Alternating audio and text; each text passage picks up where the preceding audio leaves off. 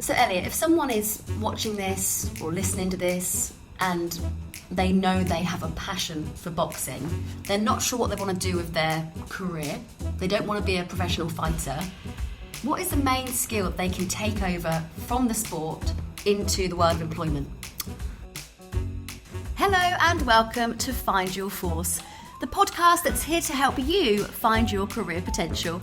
I'm your host, Hope, and in this season, we're discussing how sport can help you find your true career calling. Whether you're taking the first or next step in your career, our stories and advice are here to help you find your force. In this episode, we're in the boxing ring. I'll be chatting to Frankie and Elliot about how this sport can help you find your career potential. And they'll be putting me through my paces in the ring. So let's get started. Do you think had you not played football, you'd be as good as you are at your job? Yeah, how about I just do the pedals and you do the wheel? Well, you need to let go of the pedals first. Come on, that beat you. I'll go for a rest.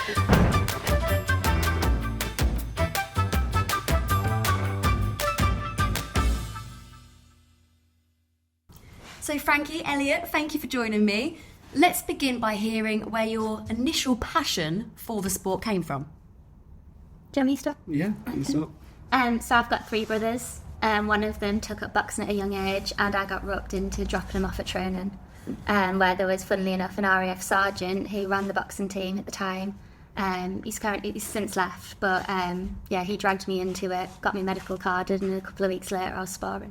How old were you? 18. 18. What about you? Yeah, so for me, my parents dragged me when I was 12 years old, kicking and screaming, to a local club in an attempt to kind of boost my confidence. So from a really young age, I was at a local gym, surrounded by loads of people quite scared of. And yeah, for the last 5-6 years, as a civilian anyway, I've boxed, and that's where the passion's at. When did the moment happen where you stopped kicking and screaming and actually started to enjoy it? It took a long time. It took about, I would say, 3 months it took. But then when I got used to it, I loved it, and I haven't looked back since, so yeah, I loved it. And what are your roles within the Royal Air Force? Actually, yeah. I'm a Persian linguist based up at RAF Digby. Okay, what does that entail? Translating, I should add badly. I barely speak good English, so but yeah, translating. But to be honest, I spend most of my time out doing sport. And for you? Yeah, so I'm a flight ops officer, posted here at RAF Benson, and I'm currently in the air safety team. So looking after the Puma Force and safety. Okay. Now, for anyone who knows boxing, it's a sport that is very strenuous. You really need to dedicate a lot of time to it. So how do you juggle your working life with your boxing life? Frankie? For myself, I'm very fortunate. I have line managers that enable me to train every day. Normally I train 2 to 3 times a day, but they give me upwards of 2 hours out of work some days, and then I train in the morning and the evening as well. And again, I'm quite lucky. I have a civilian team that supports me. They more or less do the programme. I more or less show up. So I'm quite lucky. I've got a village behind me. That is fantastic, because trying to slot time in for your passion or even just fitness in general when you've got a full-time job can be really tricky for most people. Yeah, absolutely. I can't emphasise enough how much support I actually do get from RAF Digby and specifically my line managers. What kind of support do you get other than the time? To be honest, anytime I'm struggling with weight, or if I'm hungry and a little bit agitated, easily irritated, I think everyone on my team knows to kind of just give me a second chance. And they are really good like that. My sergeant in particular is a godsend. So emotional support, they're brilliant. And then, to be fair, we've got the RAF Central Fund as well, who support us financially. What about travelling for sparring? Because I know that for a lot of boxers professionally, that is a big cost if no one's helping you. Yeah, massively. So we're really lucky in the military that we can get MT cars. And if we've got an admin order covering us, I can use MT. A lot of the time at our units we can invite clubs in. I know at Digby it's in Lincolnshire, so we've got a lot of Lincolnshire clubs that'll come to Digby, or I'll travel to their unit. Sometimes you just got to bite the bullet and pay the tenner and drive your own car there. But to be honest, you'd be doing that in City Street anyway. Elliot, talk to me about the support that you've received from the Royal Air Force. Yes, I've had loads. in terms of sport especially, there's always opportunities. You're always encouraged right through from phase one. They start you off looking at potential clubs to join, potential things to do. They have like freshers fairs, etc., where you can go and have a look and get involved and see what you want to do.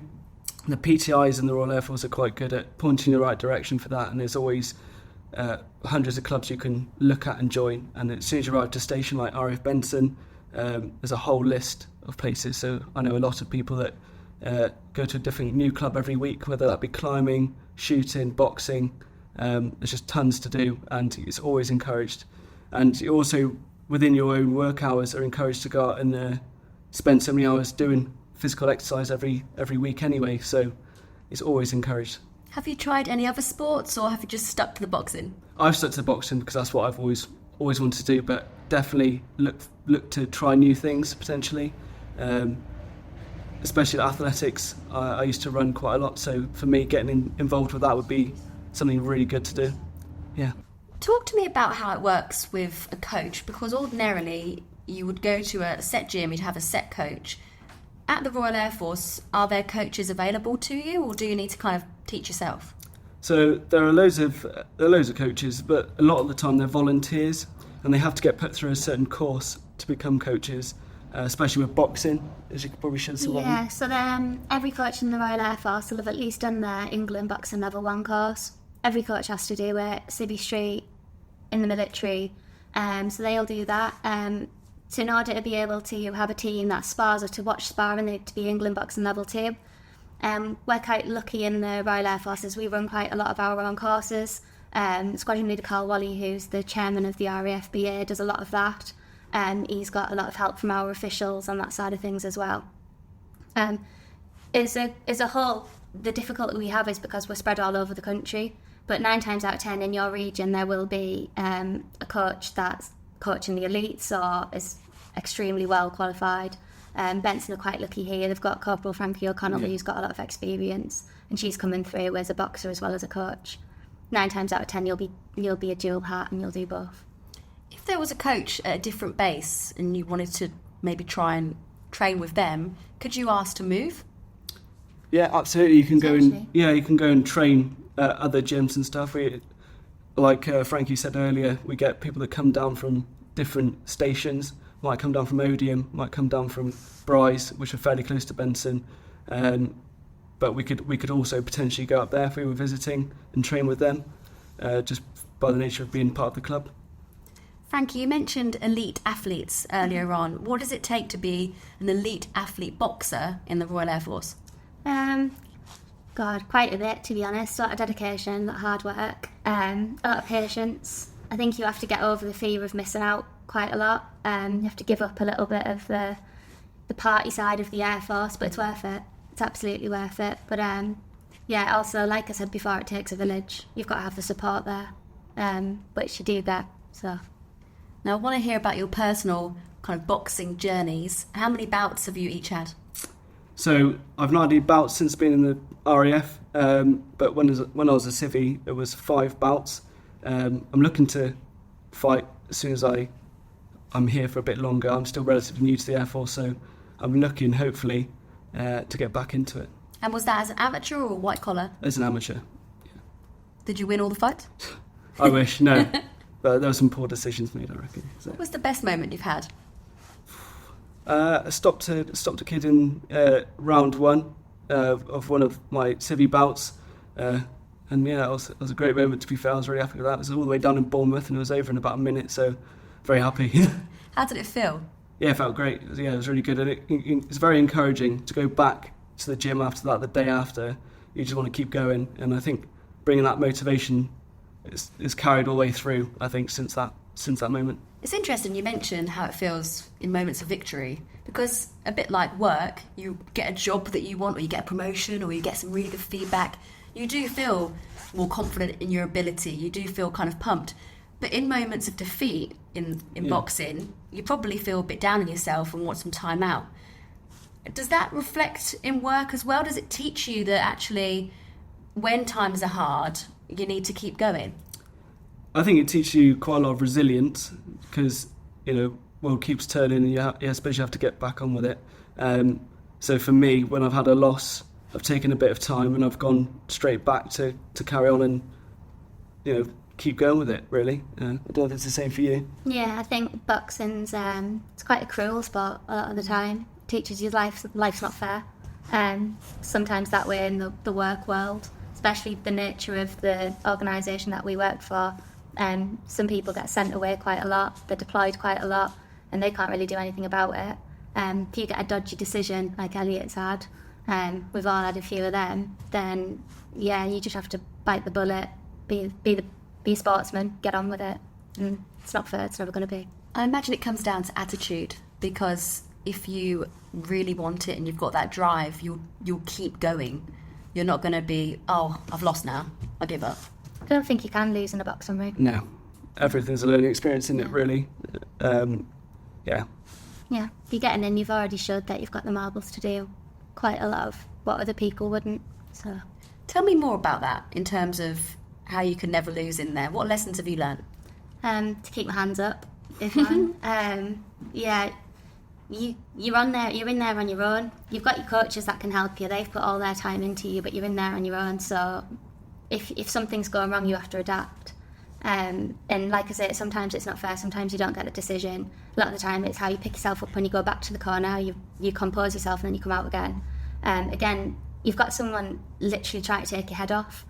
So no one sitting on the outside that ring can say anything to you. Whether you lose or you win, like, you've got to give that other person respect. 9 times out of 10 at the end of a boxing fight, you're going to give them a cuddle. And that links into employability, because sometimes it's a case of just go for it, and if you don't succeed, at least you've tried. Yeah, absolutely. Yeah, you've definitely gained your opponent's respect. Yeah. Tell me more about your journey. How many bouts have you had? So I'm currently on 29 Wow. fights. I had 5 before entering the service. And then I unfortunately had 2 years or 3 years out due to COVID and phase 2 training.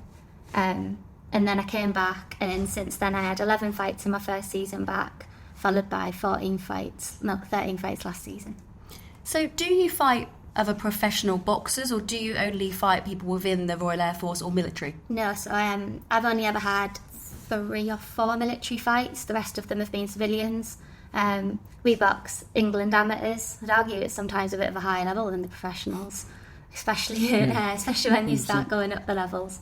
But I've moved from there. I came in as a development. I then moved into the elites pretty quickly. And in April, I competed in the English National Championships. Amazing. Is that something that you'd like to do, Elliot? Absolutely, yeah, but I think I need a lot more experience first before I even try and do that. But yeah, that'd be definitely a goal. How often do you train? Frankie mentioned that it's 2 or 3 times a day for her. Not as much as that. For me, we have 2 set sessions a week, and that's what the clubs commit to. Also, I have the privilege of being able to come down to the club and train on off days as well, because boxing is one of those things you need to put a lot of effort into, and you've got to be 100%. A bit like Frankie is, training multiple times a day, and it's great. It's really good, and I'm just very lucky I've got the facility to do this. But if not, you can go running. There's plenty of places around the station you can go running, and other clubs you can join as well to boost your fitness. If boxing isn't on, you could join the CrossFit club, for example, and just keep your fitness going. How do you stay motivated in times of, you know what, I just want to lay in bed, eat some crisps and watch a film? I think it's mates, really. I think having training partners that will come down to the gym with you and encourage you to go even when you're feeling like you don't want to do it. I think that's the main thing. I'm not a very good self-motivator as I am when I've got other people around me, and boxing's a very, like Frankie said, you're very much on your own, but actually you've got a whole team that are there, that are supporting, trying to do the same thing. So yeah, that's kind of what it's down to for me. Frankie, tell me about this central fund a little bit more. So the RAF Sports Lottery, you pay into it every month. You have a certain number of tickets, up to 6, and if you do any form of representative sport, whether station level or elite, you get a different sum of money depending on that. At the start of the interview, Frankie, you mentioned that it was your brothers who got you into boxing because you used to be the person driving them there and back. Yeah. What do they think about how well you've done in boxing? They absolutely love it. I'm the only one out of my siblings that kept the sport up. And I say I'm from a boxing family, but it's pretty much just turned into just me and my younger brother now. So they're really proud of it. And to be honest, they've kind of taught me that anything a boy can do, I can do 10 times better. And I firmly believe that. Is that what you would say if there's a young woman or girl listening to this or watching this and she's thinking, oh, I'd like to give it a go, but I still feel like it's mostly men who do it?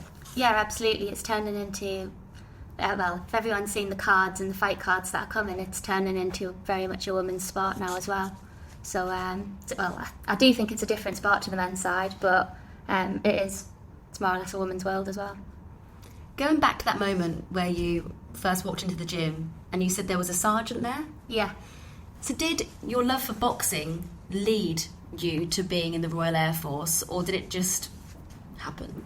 Kind of went hand in hand, but I definitely think that Russ Turnbull, if he's watching, he definitely had a massive hand in it. He kind of nurtured that, and he saw it, and at the minute I said anything about the RAF, he was in there and telling me to box for them. So I blame him. Elliot, what about you? Why did you join the Royal Air Force? For a number of reasons, really. I think for me, I always liked aircraft. That was always something I was very much interested in, and it kind of went hand in hand with just being active, being outside, doing something, and being part of something that's a bit bigger than myself. My granddad was in the military, so he was a big inspiration from him. So that's what led me kind of down that path, really, and I knew that's what I always wanted to do, so didn't try and waste any time with getting in. So Elliot, if someone is watching this or listening to this and they know they have a passion for boxing, they're not sure what they want to do with their career, they don't want to be a professional fighter, what is the main skill that they can take over from the sport into the world of employment?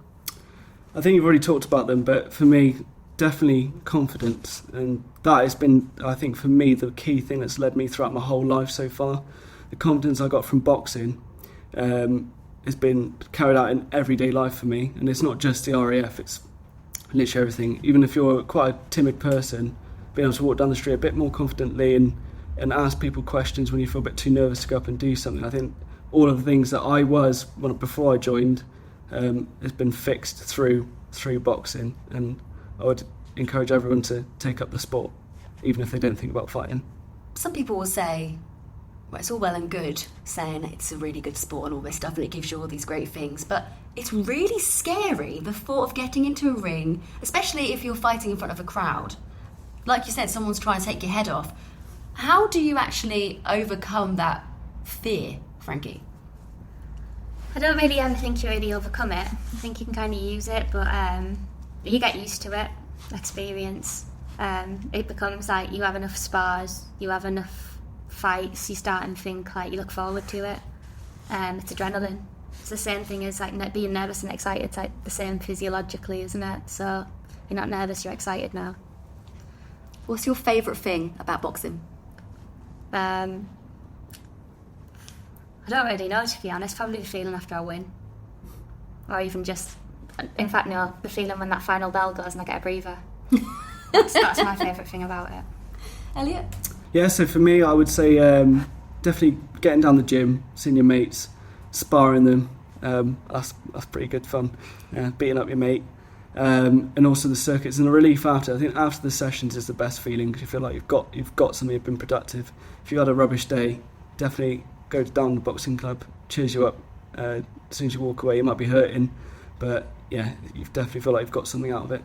Is relief something you feel when that final bell goes as well and all the hard work's paid off? Oh, 100%. Yeah, absolutely. You can't wait for that bell to go off a lot of the time. But yeah, it's one of those. Women and men have different times, doesn't it? So there's 2-minute rounds for women, 3-minute rounds for men. Frankie, what do you think about that? In the professionals, yeah. But in the amateurs, they're all the same. Okay. So in the amateurs, elite level, it's 3 threes. The same for women and for men. So I think the amateurs are leading the way. To be honest, I'd like to see it carry over to the professional ranks. I don't think there's a reason why women can't do it. I think 2-minute rounds are personally harder to box than 3 minutes. Your work's a little bit rushed. I enjoy boxing. She's looking at you when she says that. I just think I think there's no reason why women can't do the Yeah, threes. exactly. Yeah. I think most men would probably agree after sparring a woman. I definitely agree. I think you don't get a lot out of 2 minutes. You feel like you've really, like you said, you've got to rush it. You let out more energy, I suppose, and it's more of a fight, less of a boxing match. Yeah, isn't it? absolutely. And boxing's meant to be an art, really. You think about every time you throw a punch and everything, it's all calculated really, but it becomes a brawl when you get significantly less time, which is what I imagine it's like for the women's. Yeah, and I imagine your adrenaline is pumping so much that you don't have enough time in the round to be able to settle in. Yeah. No. That's what I find. Like with the 2-minute rounds, you're desperate to show what you can do, and you're desperate to exploit your opponent, but you don't have the time to physically do it. By the time you've worked them out, the first round's gone and you've potentially lost it. Whereas I find with the 3s, you have a nice minute to work them out, and then 2 minutes to exploit that, and then another 6 minutes worth of fighting after your first corner to kind of go back and reevaluate and work those areas. So I much prefer the 3 minutes, and I'm hoping that in the next couple of years that'll transfer over to the pros, but at the moment the amateurs have got it right. Well, I feel like I'm in good hands with you two, because you are very experienced, because I know that you're going to set me a challenge. What have you got in mind? So we're thinking like a nice round. We'll go for a 2 of running pads. It's a bit of a gas out, bit of fizz, and it's a bit of fun. Okay, should we get to it? Yeah, absolutely. Did you know if you join the Royal Air Force, you'll get much more than a professional qualification that's recognised in the civilian world? You'll actually get a guaranteed job once you've completed it. You'll receive world-class training, and as well as getting paid to learn, you'll also get the chance to travel abroad, play sport, and perform an important role in the Royal Air Force. Go and check out Life at the Royal Air Force. It's just a click or a tap away from this episode. Right, pop gloves on.